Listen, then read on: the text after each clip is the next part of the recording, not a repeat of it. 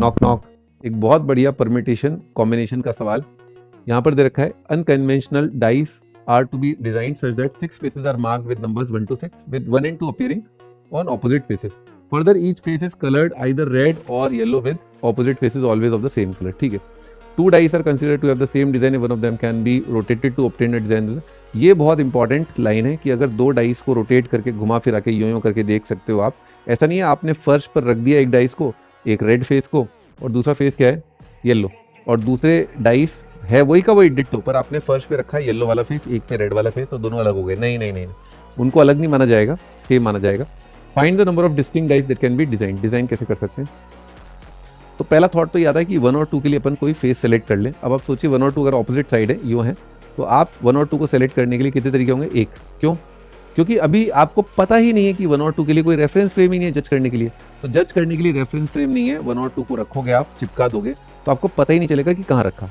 तो 1 और 2 का रखने का क्या है? एक ही तरीका, मैंने 1 और 2 को रख दिया। अब आती है कोई भी एक नंबर ले लो आप, बाकी बचे हुए नंबर 3, 4, 5, 6 में से कोई भी एक नंबर ले लो। मैंने लिया है नंबर 6, है ना, ठीक है, आप अपना लकी नंबर ले सकते हैं 3, 4, 5, 6 में से। मैंने 6 को रखा। अब आप ये सोचिए कि 1 यहाँ रखा हुआ है, यहाँ पर ऑपोजिट साइड पे 2 रखा हुआ है।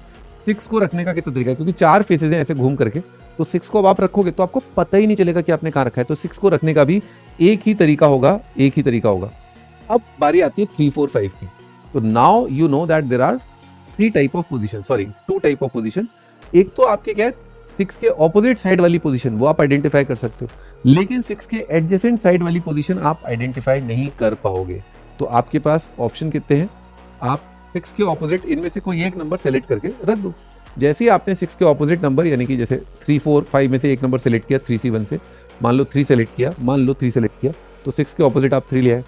अब 4, 5 आप ऑपोजिट फेसेस पे रखोगे 3 और 6 के, तो आपको पता ही नहीं चलेगा कि 4, 5 या 5, 4, क्योंकि वो डाइस आप रोटेट करके घुमा दोगे तो वो सेम पोजीशन ही मानी जाएगी, नई डिजाइन नहीं मानी जाएगी। तो आपके 3 को रखने का तरीका एक ही है, फिर उसके बाद 4, 5 को रखने का, 3 को रखने का 3 तरीका है, 4, 5 को रखने का तरीका अब वापस एक हो गया है। अब आती है कलर करने की बारी। तो रेड और येलो है, तो रेड और येलो आप सेलेक्ट कर लो कि 1, 2 को कैसे करोगे? रेड या येलो 2 ऑप्शन। 3, 6 को कैसे करोगे? रेड या येलो 2 ऑप्शन। और फिर बाकी क्या बचा? 4, 5 को कैसे करोगे? येलो या रेड 2 ऑप्शन। तो कितना आ जाएगा? 2, 2, 2, 8 आ जाएगा। 8, 3 24 अपना आंसर।